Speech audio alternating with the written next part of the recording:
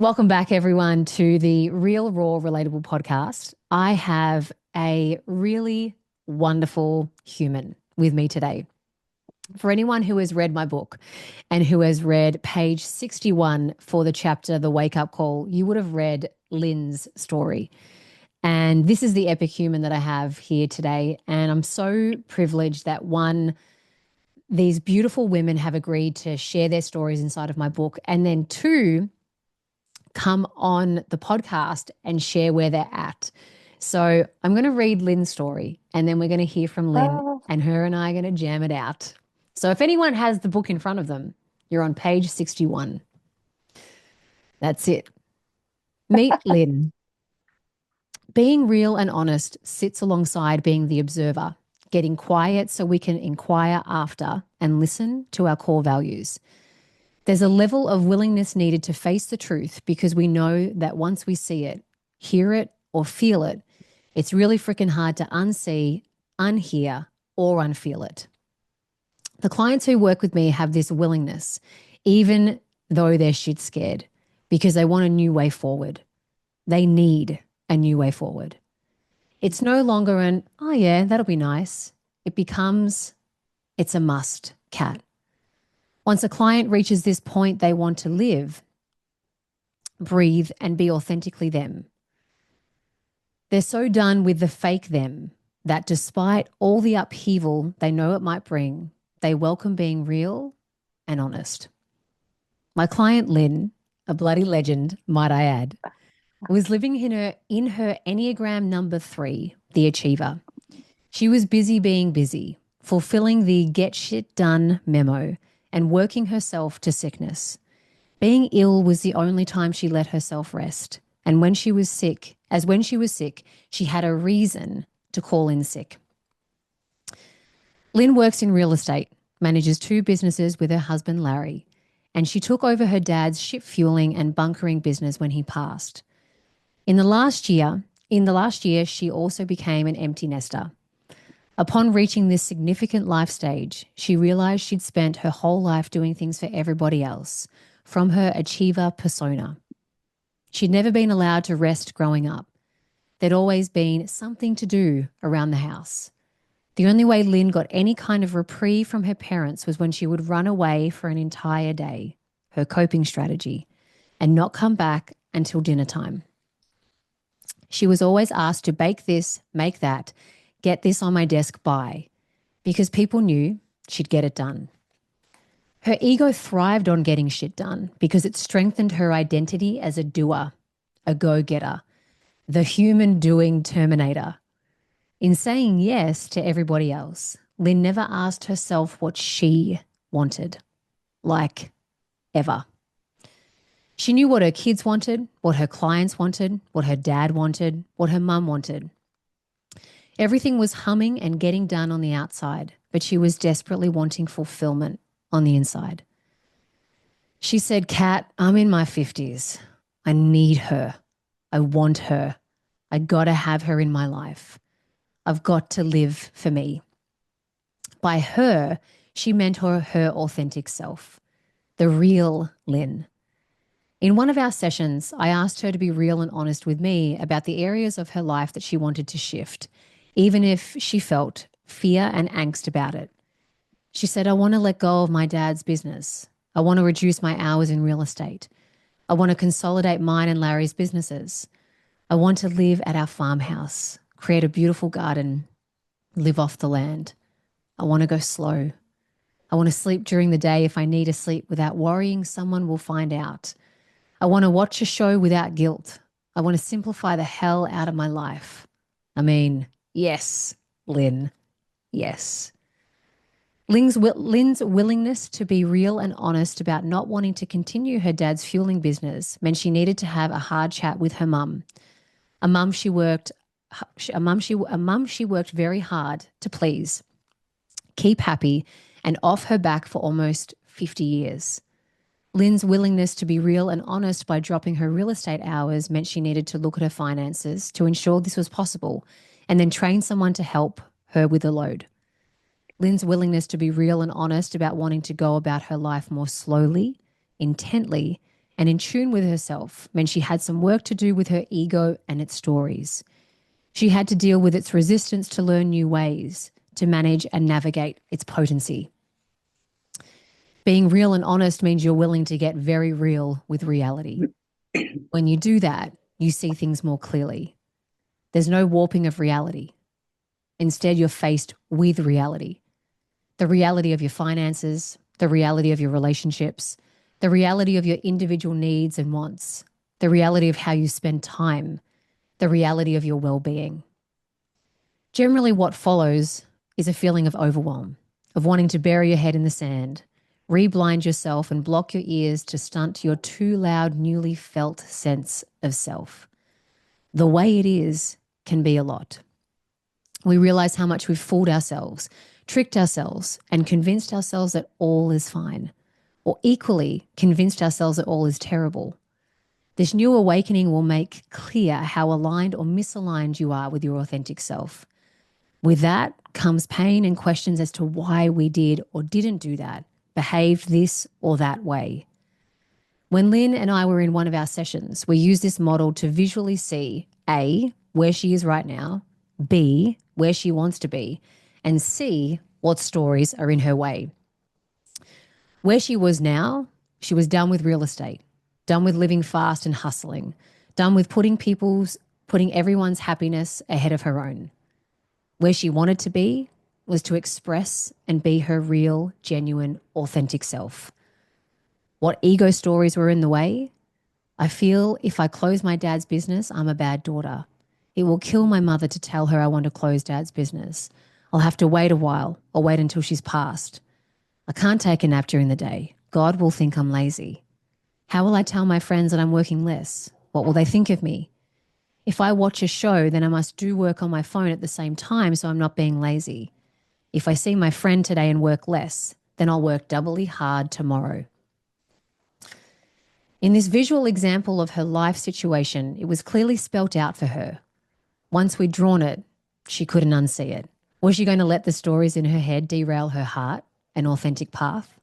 Was she going to discard the next best step of getting quiet with herself and asking for the first time in her life what she wanted? Not today, ego Satan. Not today.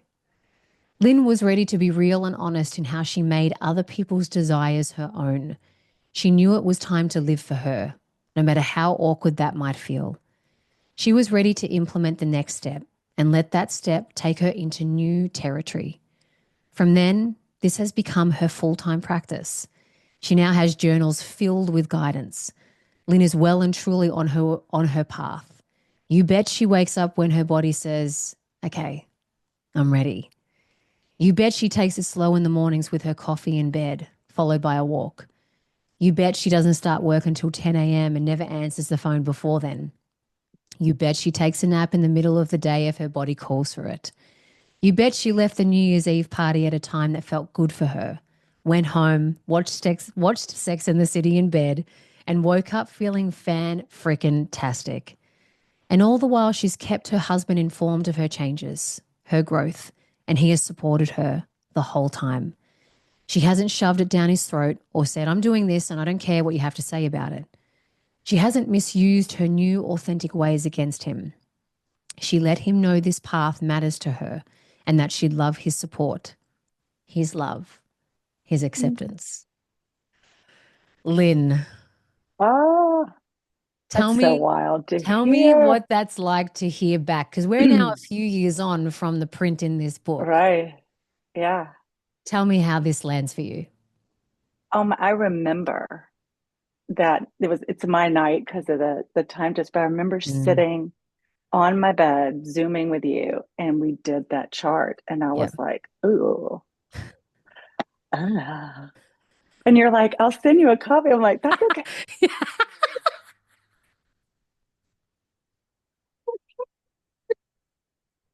That's okay. I'm good. I was like, that's okay. I'm fine. Everything is fine. But when I looked at that, I was like, oh my God, I do. I have all of these fears, like just gripped by fear. I'm going to let my mom down. I'm going to let my dad down. The companies my dad works with, I'm going to let all of them down. Like I was just riddled with, what do I do? Mm, Um, so it was really hard for me. And plus, I was doing real estate and trying to manage Larry's businesses and do his invoicing. So there was just a lot going on. mm, Um, but having that staring at me, you can't unsee it. So mm, you either have to say, well, I'm going to continue to live the way I live and just be miserable, or I can try to go through the hard times and have the tough conversations and just see what I can do from there. So I am no my dad's business is shut down. mm. I had the conversation with my mom, and here's what's crazy. Had the conversation with my mother, and her first thing that she said to me was, "Oh, I don't care what you do with that." Wow. I was like, "What do you mean?" She goes, "Honey, I don't care what you do with that. That was yours and your dad's. And, you know, Wow. if you don't want to do it anymore, don't do it anymore." What? I've been Wow. sitting here for how long thinking that I had to do this, and the whole time my mom could have absolutely, cared less. I mean, she could care less. So I actually this year we did a little business the beginning of last year. So once the taxes are all done this year, it's totally done. Mm, Um, I've been training someone named Catherine for the past year and a half. So she's doing fantastic and stepped into um, just my real estate world, and she's helping me to manage things. So I'm not working as much. Things are really kind of slowing down. We would like to spend more time at the farm. That is our goal, is to be there more, and we go as much as we can. Um, so it's exciting. I actually mm. most things on that list I've kind of I've done, and Isn't I that do sleep. incredible? Yeah, isn't that incredible that for so long, I guess you held this belief that you had to keep this business, well, one, because of, what would dad think, but two, Yeah. I remember when we had that preliminary call Oh, to see if you were, wanted to work with me, etc. And I yeah. remember the fear of talking to your mum about the potential of closing down your dad's business. And Yeah. I remember you saying, I'm just going to have to wait till she goes because I can't do this. I was like, I she'll can't just do this. die one day, Yeah, and I'll and then just I'll do it close it. until then, So even if isn't she lives that to be 100. Yeah. yeah. So, oh, So I mean, you I was made that riddled. belief up yourself. You had that story yourself. Oh, It wasn't even real. no, no one ever said to me, if you close down your dad's business, he will be so disappointed and upset with you. Mm, It was all in here. And it goes back from just being a people pleaser yeah. and then being the achiever. You're like, people pleaser on steroids. And Mm, so I just never wanted to let anybody down. And so I would suffer myself or go until I literally just fell out or got sick. mm, Um, and I still have to watch it because sometimes I'll yeah. find myself, I can do this, and I'm just taking things on and putting them on my plate. Hmm. And then, one day it's like 5 o'clock and I'm exhausted, but I'm still going. Yeah. And I'm like, what are you doing? No, no, no, no, no. And now it's like I could catch it and stop it and regroup, but it's a hard habit to break for sure. Before, because I know before me, you also did 2 years of what work was that? So I did a program here called Living Well, That's right. and you go through 2, 3 years. It's about 2.5, almost 3 years if you go through straight. So I had done some work, Yes. but oddly enough, couldn't get through the last hurdle, Mm, so to speak. And mm, our work was able to really do that. To like look at penetrate it. myself. Yeah. Hmm. Before, so even Hmm. before living well and before our time together, did you, going back to that pleaser and that achiever, were you in a world or in a state of consciousness where truly your needs just weren't on your mind at all? Like they really weren't? They really weren't. They really weren't. I mean, my day to day, like I was always dressed well and, Mm-hmm. pulled together, ate pretty well. But, I became a mother at 22. Mm, So I got married when I was 21. Um, so I never even really had that like just married time. It was just sort of like, boom, you're pregnant. Okay. mm, So I started thinking for her while I was, carrying her. It was like, okay, it's just about her. And then after I had her, it was all about her. mm, And then it was about her and work. And then it was kind of it was a wild time. I was working and doing several different jobs. So I would just go, go, go, go, go. mm. And then come home and just, get her taken care of, make dinner. It was just the routine. And there Yeah. was really never any time to sit and go, okay. And then I had another child. And then I had, and I was a single mom. And Mm, so when you're a single mom after a certain time, you're just kind of surviving. You're in mm, survival mode. So you just do whatever you have to do, as many jobs as you have to do. mm. There was 8 years where I had three jobs Wow. to pay everything and do everything. Um, and it's funny because one of my children, I won't call them out, but they'll know who it is.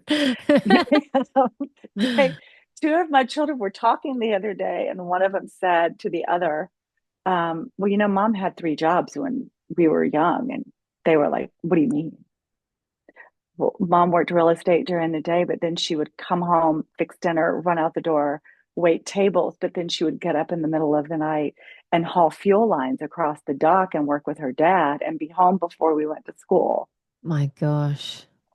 And the other child went, what? No No idea. memory that all of that was going on because I didn't want to stress them out. But Mm, the oldest knew. She knew mm, what was going on. She could see it, and she just remembered me coming and going and shuffling around. But mm. there was no time Yep. to really think about it. And you also were What you brought up mean? in a home like you, like what you we wrote in your book in the book about the only way that you could have time for yourself was when you ran away from home for a day and then you come back at the end of the day.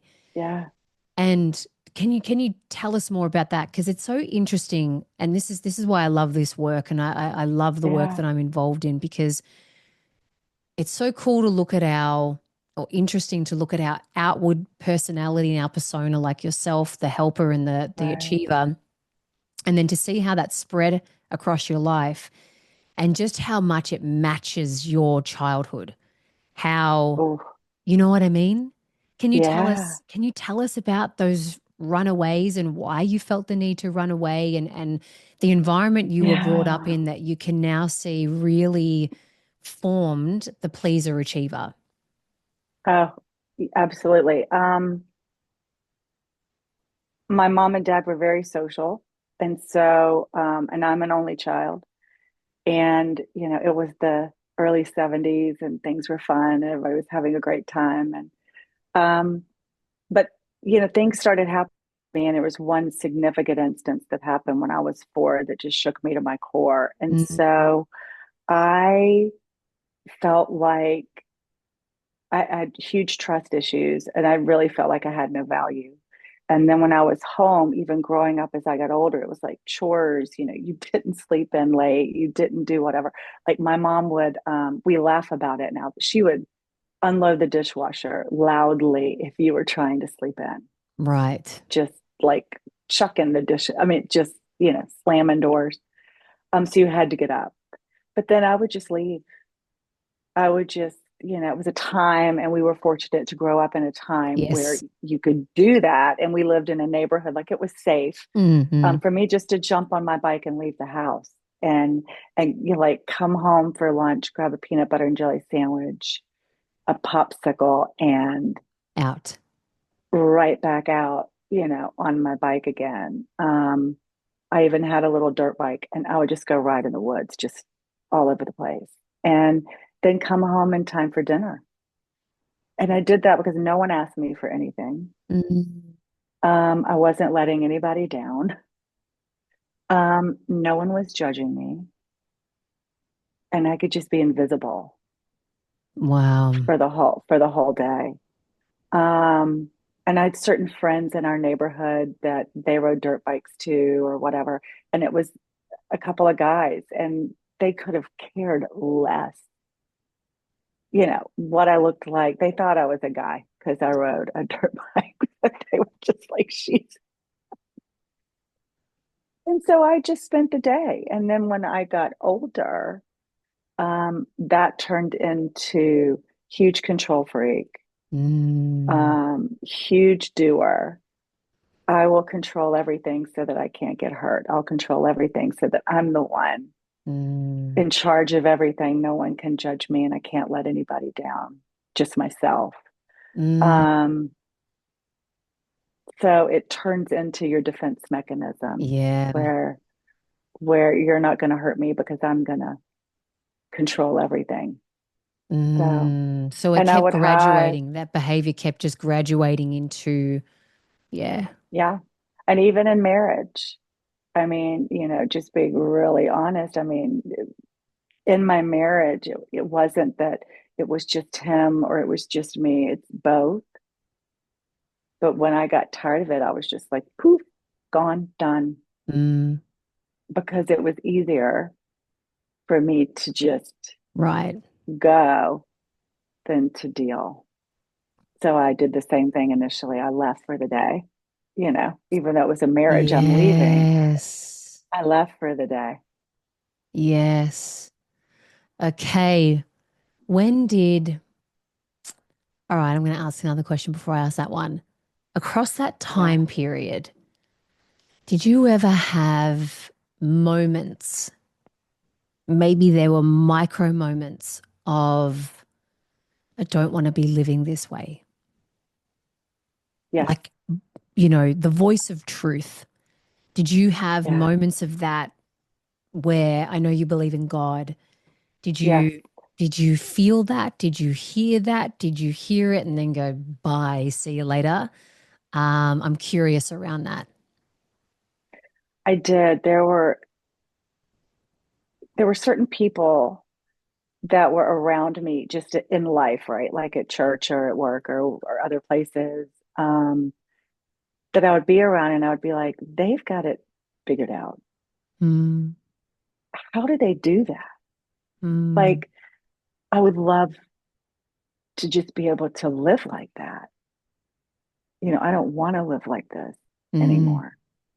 But then I would say to myself, yes, but you're in a horrible marriage, or you're a single mom and you're barely keeping your head above water, and you don't have time to figure it out right now. And what's mm. funny is I used to look at myself and think, one day when you're like 50, Oh, maybe wow. you'll have it all figured out. Like when the kids are gone, maybe you'll have it all figured out. Not that I Mm, do, but it's kind of funny because I remember thinking that at 30, like, mm. you're a complete hot mess right now. Yeah. By the time you're 50, you'll figure it out. And it's funny, I'm 55 and I'm starting to kind of see things so much more clear. I wish I had done this work when I was in my 30s. Mm. But as you said, the resources that you had sound by the sounds of it seemed pretty limited. They were. Pretty limited. And when you say they look like they've got it figured out, uh, what did you see that you thought they had it figured out in comparison to yourself back then? Joy. Oh, They had shit. joy, right? Yeah. Like I don't have to be, and this sounds so weird. I don't have to be happy to have joy. Yep. Yes. I don't have to be fulfilled to have joy. Things, I mean, it can be like, but I see the meme all the time with like the bomb going off in the background, and the lady's like, hello, like you can still have joy with all this wackadoo Mm, happening around you. These people had that. Like, I knew things were going not well with their work, but they had joy. mm, And I was like, how the heck do you do that? How do you have joy? I had mm. Pinot Grigio. That's what I drank, Oh my God. I because love. you know, but like, they had like true joy. It was it was beautiful. I was really envious of that. Like, if I were to be really honest, I was Mm. jealous and envious that people could have that. Um, And why do you yeah, reckon back then you couldn't have that? What mindset were you in? Uh what state of being were you in to feel like I want that, but I can't have that? fear. I had a lot of um, life to look back on and work Mm, through. And it was painful for me. So I shoved all of that in a box. And I yeah, knew I would have to open all of those boxes. And that once I started opening them, others would open. And I just knew it was going to be like a domino effect, yeah. which now I realize is a blessing, because the more we peel the onion back, the more we're like open to hearing and seeing. Mm, And now it's kind of beautiful. mm. But I was scared. I was so scared. Have you heard of Brene Brown talks about foreboding joy? And No. yeah, she talks about foreboding joy. And when you said that about they had joy and you didn't, I very much know what you're talking about. And I know the early childhood experience you're talking about because one, we've shared it Hmm. together and it's a shared Yeah. experience. Yeah. And I know how scary it is to let, because, when you're a kid and when you're that age, 4 years old, 6 years old for me, you're open. You're open, you're joyous. Life is Oh, life. You're curious, you're thirsty, you're yeah. hungry for all of it. And then someone fucks with that. Yeah. And so I don't know about you, but this was definitely for me. I I cap I have the potential to cap joy because I think don't let it get too joyful in case you get sideswiped again by Right. life, the universe, God, Steve, whoever it might be, because that's happened Right. before and it can happen again. So you better keep that joy just to like maybe 10 decibels. You know what I mean? Yeah. Does that resonate with you Yeah. too? Oh my gosh, 100%. Yes. Yeah. And Yeah. also I have these really crazy thoughts. Like, this is Tell so them. dumb. Get them in. Don't overjoy, because you don't want people to think that you're just so full of joy and full of yourself, because that'll make people mad. Mm, Have you ever seen the like, now I'm like, oh, I love joy. Like, I love that. But I've seen people be jealous of other people's joy and yep. just start putting like, what's wrong with her? Why is she so Yes. happy? And that is horrible. So Yes. I will either cap the joy, because I don't want to, get even more hurt, or I don't Mm, so much joy that people think it's fake, or people think it's not real, or people think, So you don't you want to know, upset other people with your own joy. right. Yeah. Or the judgment How, that they may have of you. that's right. Yeah. How very people pleasy of me.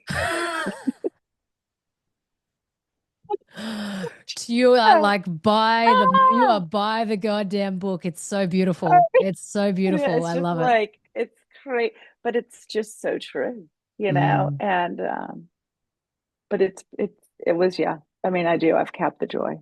Yeah. And so control the scenario. control the scenario. Hmm. Yeah. I know that too.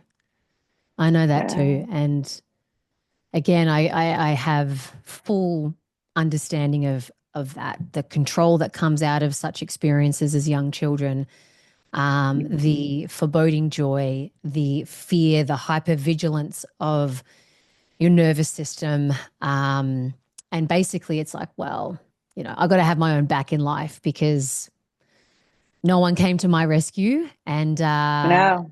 people who you think you're meant to trust, you can't trust them. So, all right, cool. I'll take the reins of this life. Thanks. God, you can go fuck Yeah, yourself. that's about what it was. Yeah. Seriously. At age 4, I can just remember right after everything happened, just being like, okay, well, these people are like our family. Mm, So if I can't trust them, yeah. then all right. And not knowing, I didn't know at age 4 it was trust. I didn't know what that meant, Totally. but I knew the feeling I had, and that Yeah. just sparked the Yeah. whole thing for me, the Mm, whole thing. yeah. But yeah, And across, well, after, you've had your kids, you're 30, you're talking about going to church and you're like, those people have that thing that I want that I can't have because I'm not allowing myself to have it because of all the stuff that's in the past that I don't want to unbox. yes. When did, I mean, if that was at 30, when did you Hmm. begin to get that sense of, I want something different? And maybe you had it all along, like that I wish I had this, I wish I had that. Maybe not so much from a comparison or jealousy place, but when did you start to feel that I need something different? I need a different way. I met Larry, Hmm. and I had been going to one church, which I just wasn't comfortable at anymore. It was a church I grew up in. And so he said, come to mine. And I did. And about a year after that, so I was probably 45. Yep. I just kept hitting the wall. I was like, okay, I've got to do something. I need to talk to a counselor. And so Larry actually suggested that I meet with one of our ministers named Mark. I won't say his last name. Mm. That's, I haven't asked him. Mark, and he's wonderful. But he said, yeah, come and see me. And I was like, perfect. So I go over there. He did something that was brilliant, Mm. changed my life. He had a rope. The rope had to be 50 feet long. I don't know how long. This rope was long. Mm. And he gave it to me and he goes, sit in that chair and we're going to sit here until you go through your entire life. And every time something happened to you, tie a knot in this rope. Mm. And I did. And I filled the whole rope. And when I finished, I was exhausted. Mm. And he was like, now, how do you think you're going to be able to untie all of these knots by yourself? Wow. And I was like, can't we just cut the rope? I don't know. Like there's an easy way. And he said, you need living well. You need deep therapy. You need to, codependency. You've got Mm. all of this trauma in your life. And he said, you need to unpack all of that, or you're never going to be well. And that was kind of the point where I was like, sink or swim. You've been wanting to have joy. You've been wanting to be free Mm. from all of this. If you don't do it now at like age 45, when are you going to do it? Yeah. So I left that day and went home. Later, I still have it on my phone. I should have pulled it up so I could show you the photo. He sent me a photo where he stayed at church and he prayed over every single one of those knots. And when he did, he untied it and put it Oh, back on the chair I was sitting in. And I just cried and cried and cried.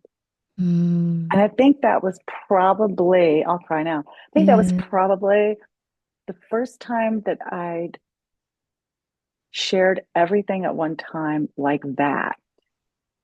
Like a And per then to have, like, yeah. mm. And then to have someone care, Mm. like enough to stay and pray and do that. I mean, that for me was like, okay, I've signed up for this living well thing, but even if I had thought about walking away, I can't because he cared. Mm. So I think that was the first time Yeah. that anyone ever really showed concern and care for me. And was it also So, Larry? Because he, mm-hmm. I know your previous marriage wasn't great. I know No, that that was not a great relationship for you, but kind of mm-mm. it matched where you were at. It It did. matched the Lynn that was back then. Was it also with meeting Larry? Again, I'm sure meeting such a beautiful man, that probably would have been just the most beautiful thing and sent your ego stories, wounds, etc., past into like, oh my God, I can't trust this person, but I want to trust this person. I don't want to trust this person, but I want to feel joy with this person. I want to love this person, but I can't love this person because people that you love, they hurt you, all those kinds of things, right? Was Larry Oh, also, yeah. yeah, one of also the first people that could see you were suffering and Mhm. led you to, hey, maybe I think you need some help. He was. He was Yeah. like, and actually, our first date was him showing concern. We had never met, and our island is tiny. Mm. Um, he sent me a Facebook message, and he'll tell you himself, he Facebook creeped me. And I was like, who is this dude? Well, I'm not gonna, he's cute, but I don't know. I don't know him. And he wanted to take me fishing. I'm like, I'm not getting on a boat with some weirdo in the middle of the ocean. Like, Yeah, you're gonna you're I gonna might drown me, be man. crazy, but no, thank you. So I wouldn't go. So we just kept talking. And finally I was like, if you'll take my mom, I'll go with you. And he said, okay. So he took my mom and I on a date, but fishing in the river, and we survived. But it was his concern. He kept saying, you just need to get on the water. Water is healing if you Mm. just get out on the water. And it was actually, it was a Mm. very healing day. But he's the one that got me to go to his church. He's the one that said, you should talk to Mark. Mm. Now, he had his own work to do too. Yes. And that's his story to tell. But we both were not in super places. Mm. He was just a little ahead of the game, which is a huge blessing because that's probably what really, saved me from Mm. continuing down the road I was on. And doing living well, what did that, Mhm. once you finished it, what did that unlock in you to further then want to do work together, you and me together? That was it was absolute hell. But it was the best thing I ever did. Yeah. You write your story down and you have to, you know, tell it to people and talk about it. And then you have to go into detail with strangers and it's hard. And Mm. you do a lot of work, a lot of reading, different books like Boundary. I mean, just a lot of Mm. reading, a lot of work, and you have to be honest with yourself. So you're having to, because you can't go in and BS your way through a small group. Mm. So, because they have people in there that are like, nope, that's not true. And you're like, Mm. no, so it was hard, but I did it. And when I came out of that, I knew I knew that I would never go back to doing things. I had boundaries now. Yeah. Um, I knew that I had value. I'd never had value before. Mm. Um, I wasn't the people pleaser. I was doing a lot better at that. There were still things I was afraid to do for letting my family down or other Mm-hmm. people that in work down.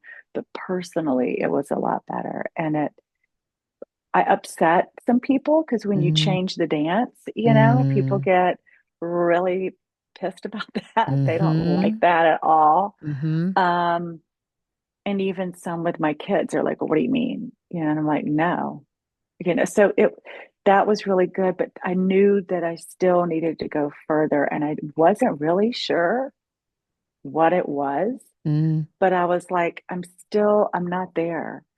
And, when I saw you on Instagram, and you were doing the little dance and you were saying what I had to do to free, I was on video. It was like what Mm. I had to do to get to know my true self. And it was like, take myself on dates alone. Yep. And it was all this stuff. I was like, huh, I want that. Yeah. That's what I want to do. And then when we started working together, it was really, really clear. Just if I wanted to get to my authentic self, like who I really, really am, Mm. I was going to have to just be honest about everything. And I had not, even in 3 years of living well, I had not discussed my dad and wanting to shut the business down and wanting to do that, and the farm, and none of that came up because I was so busy dealing with all of Yes. the drama. Yeah. So it was a whole different experience, and it was so funny because of my faith, Mm. and I'll say it because I'm saying the name for those who are going, she's got a bad word. Yeah, I do. I'm about to say it. But people were like, what are you doing? I'm like, I'm doing the Zero Fucks program. They're like, what now? But Mm. I'm like, it's unreal. Mm. You have to try. I mean, it's like nothing. Mm. It's like talking to a friend that you're comfortable with, and all of a sudden you're just talking about things that you have not really acknowledged to yourself. So Mm. it was really, really, really cool. And as I wrote in the book and your story in the book, how you said, I remember you said to me, I need her. I need her. I need her. I want her. And by her, meaning like the real Lynn. Would you say you have her? I do. Mm. I do. And it's funny. For the last few weeks, I've had to get up at like 7 or 7:30, and I'm just like, I mean, it's just, and it's from my own doing. Like I'll schedule stuff, and like I look at my calendar, and I'm like, who did this? And I'm like, you did this. Who wrote this in my calendar? And I'm like, you did, you idiot. You knew that was going to be at 8 o'clock. How am I supposed to get to Savannah, Georgia, if I wake up at 10? So it's crazy. Um, so my husband's been coming at bless his heart with like a cup of coffee. He comes, hey, do you want some coffee? He's scared of me. I'm like, Oh. dude. So yeah, I normally I sleep until I wake up. I go to Mm. bed between 10 and 11. Mm. I read or I do a Sudoku or I meditate or whatever. And then when I wake up, I wake up, and then I'm gonna sit and have coffee for Mm. like for like an hour in Mm. bed Mm. and really not talk to anybody. And if the phone rings, I just Yeah. put it down. Um, and then I get up and I get dressed and start the day. Mm. And if I'm tired in the afternoon at like 3 or 4, instead of doing like tea like I normally would Mm. to give myself a boost, I just flop down on the couch or the bed for like 10, 15 minute cat nap, and then I'm back up, Beautiful. and I don't care. And what I found is other people do it too. And they don't tell anybody because because I told You're someone, I was like, normalizing it. You're normalizing it. I am. I Yeah. told some friends the other day, I was like, y'all, I took a nap. And they were like, when? I was like, it was like 2 o'clock. They were like, was it Saturday? I was like, no, it's freaking Monday. I was Mm-hmm. And she was like, sometimes I take naps. I'm like, uh-huh. I think everybody is taking naps. Okay. I think they, even if they're at work, they're like this. They're on their I'm desk. thinking, I'm thinking. I'm thinking, and then I've got it. I'm gonna, okay, just no one bother me. They're napping. I know they are. We're gonna normalize napping. We're going to normalize napping. We're gonna normalize a nap and a Now hot that bath in you, the morning. absolutely, absolutely. Now that you have you, like Hmm. you, present in your Hmm. life, back in your life, Hmm. how is that different from the Lynn that used to live in her 20s and 30s and 40s? Oh, I'm pretty free. And I mean, Mm, what people consider free is that like I'm feral. No, I'm not feral free, mm, not different free. I just I have real conversations with the with people. Um, I have real friends, and it's a tiny group. mm, Um, if I don't want to go somewhere, I don't go. And people will say, "Well, why don't you go?" And I'll be like, "No, I don't want to." And they'll be like, "You mean you can't?" No, I mean I don't want to. I just, I could totally go. Just I'm honest and I'm not rude about it. Um, but I don't feel like I have to be fake or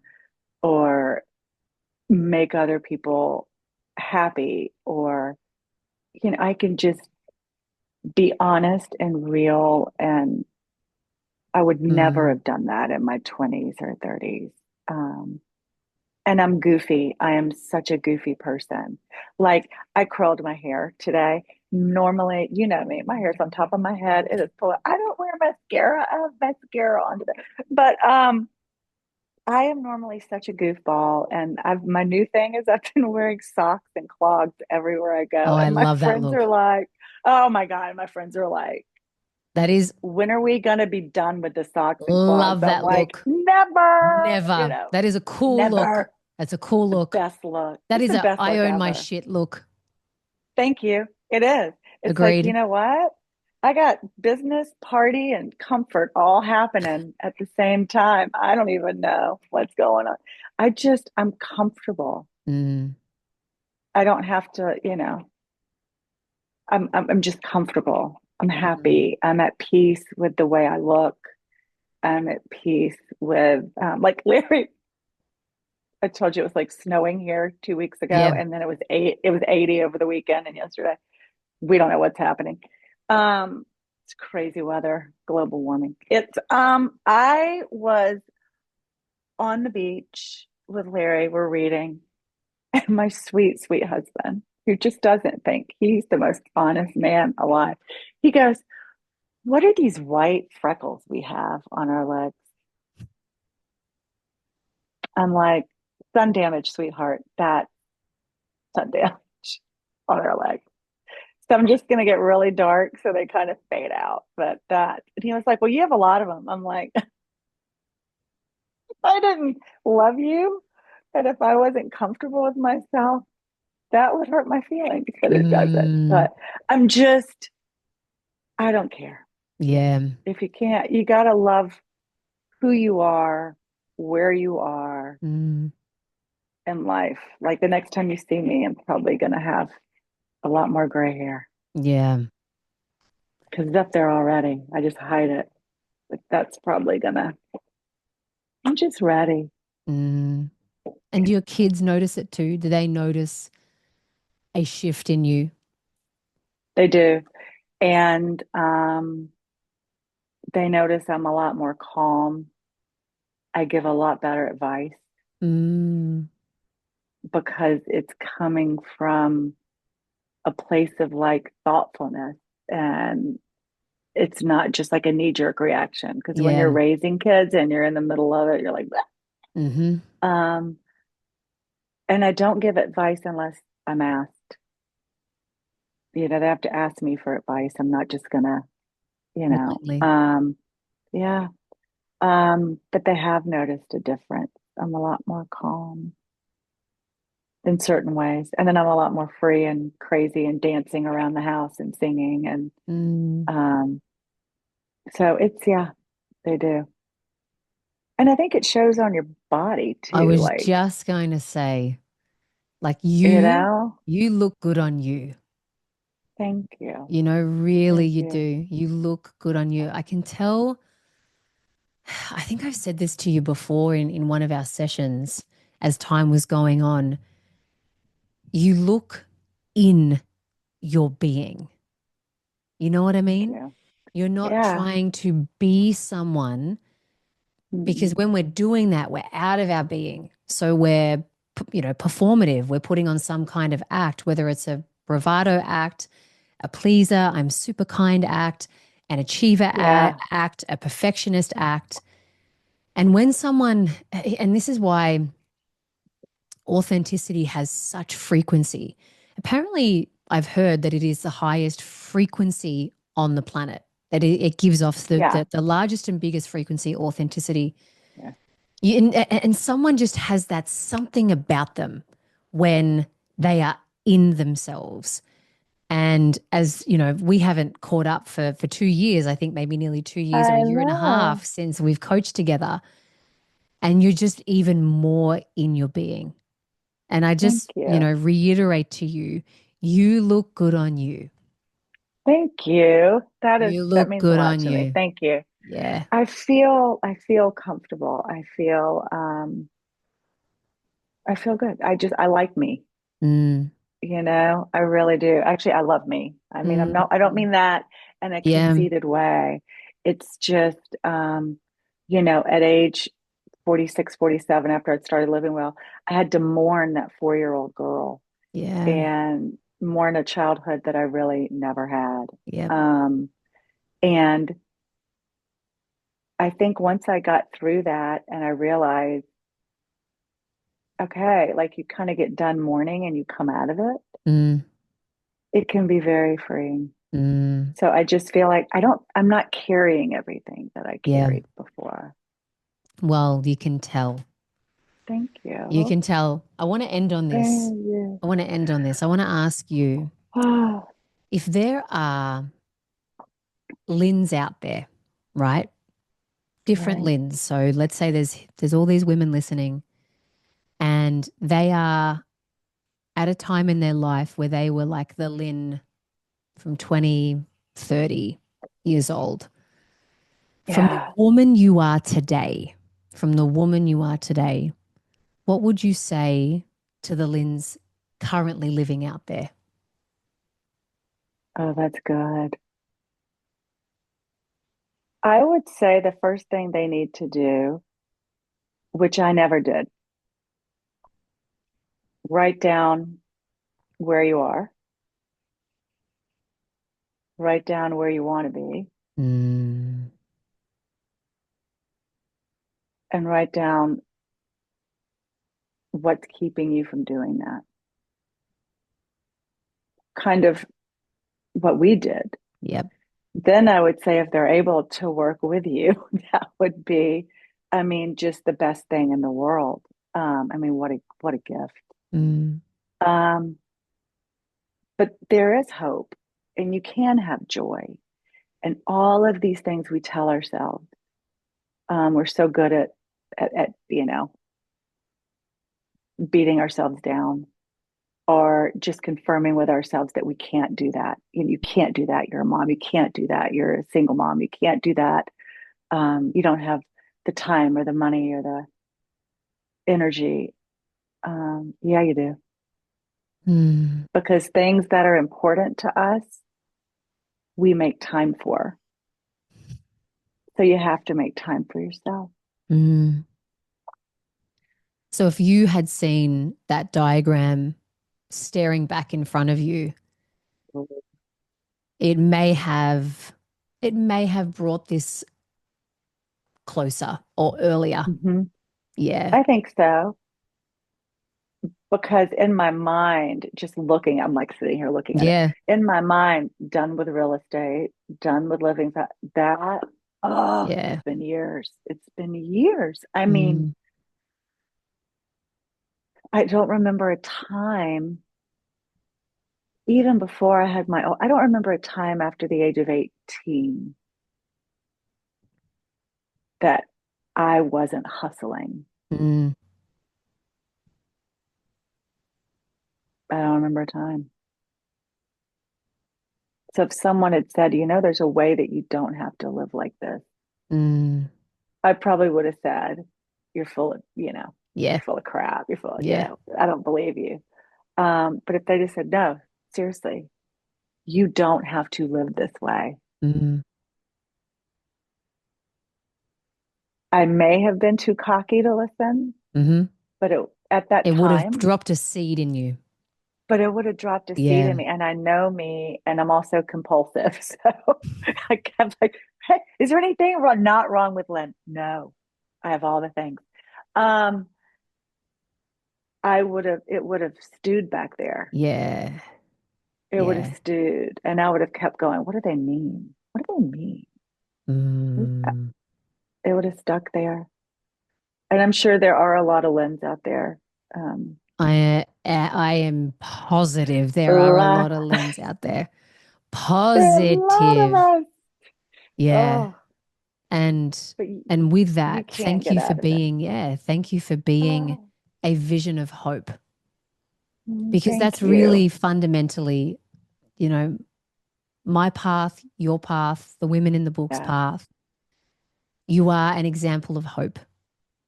thank you. That means a Truly. lot. Yeah. That means a lot because there was a time where I felt like I didn't have any. So that Mm, is a huge, huge compliment to hear. Thank mm, you. yeah. And thank you. What a journey we went on. And it was life changing. So Mm. thank you. Thank you. It truly is my absolute pleasure. And the greatest gift is to see you. Thank you. It's Seriously. good to see you after all this time, but thank you. It can only get better and better from here. Mm. Yeah, Amen to that. I know. Amen to Sweet. that. Amen to that.